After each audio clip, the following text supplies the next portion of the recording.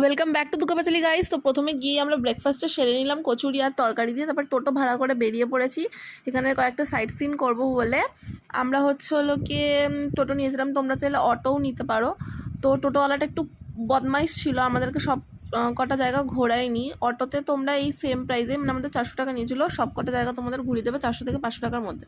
তো প্রথমেই আমরা চলে গেছিলাম রাস মঞ্চে, যেটা সব দিক থেকে একই রকম দেখতে, আর ভিতরে এরকম টাইপের নকশা করা ছিল, আর বাইরে এখানে প্রচুর সুন্দর একটা ফুলের বাগান ছিল।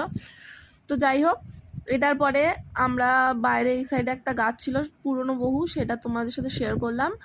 আর আরও অনেক মন্দির দেখেছি, বাট আমি তোমাদের কাছে ফার্স্টেই বলে দিচ্ছি, আমার না একটা মন্দিরের নামও মনে নেই, আমি সবকটা ভুলে গেছি।